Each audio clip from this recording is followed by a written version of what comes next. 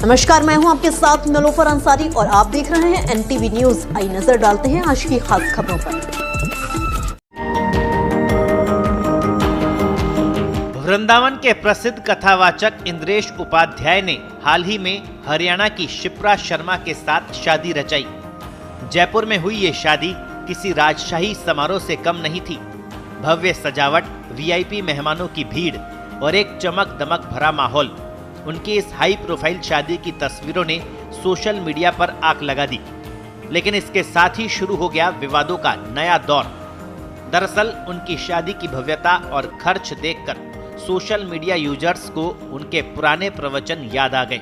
लोग पूछ रहे हैं कि क्या सादगी का पाठ पढ़ाने वाले गुरुजी को इतनी शाही शादी शोभा देती है। ट्रोलर्स का कहना है कि इंद्रेश उपाध्याय के उपदेश और उनका निजी जीवन अब एक दूसरे के विपरीत खड़े नजर आ रहे हैं। विवाद की असली जड़ है उनका एक पुराना वीडियो जो अब सोशल मीडिया पर तेजी से वायरल हो रहा है। इस वीडियो में वो कथित तौर पर साधारण जीवन जीने, अनावश्यक खर्चों से बचने या भौतिकवाद से दूर रहने के बारे में उपदेश दे रहे थे।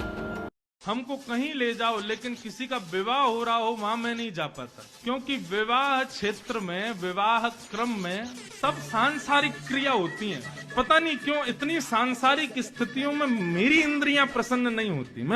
हमारे हिंदू वैदिक समाज में एक बात सत्य बताएं, विवाह में जयमाला पहनाने का कोई रिवाज नहीं है। ये जो विवाहों में वर वधू एक दूसरे को माला पहनाते, ऐसा कोई नियम नहीं है। ये तो केवल स्वयंवर में नियम होता था कि जो राजा प्रिय लग जाए उसको कन्या माला पहना करके चुन लेती थी कि इससे हमारा ब्याह होगा। अब उसी को लोगों ने सिया राम जी की परंपरा से प्रारंभ किया। फिर वो जयमाला का प्रसंग होता है विवाहों में, बाकी उसका कोई नियम है नहीं। नियम केवल फेरे और विवाह उसी से संपन्न होता है।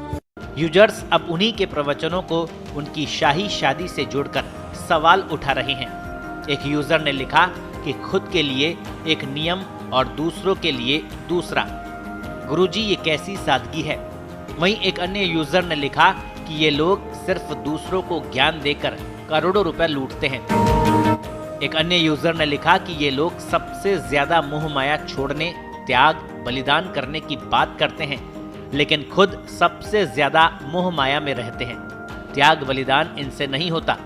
जिसे मलाई खाने की आदत हो वो सूखी रोटी चबा नहीं सकता। हालांकि कुछ यूजर्स इंद्रेश उपाध्याय का बचाव भी कर रहे हैं। एक यूजर ने लिखा कि इंद्रेश उपाध्याय वीडियो में रिवाज की बात कर रहे हैं, निषेध की नहीं।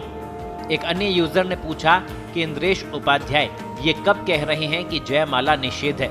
वो सिर्फ ये कह रहे हैं कि विवाह के धार्मिक कर्मकांड में जयमाला आवश्यक अंग नहीं है। जयमाला एक परंपरा है।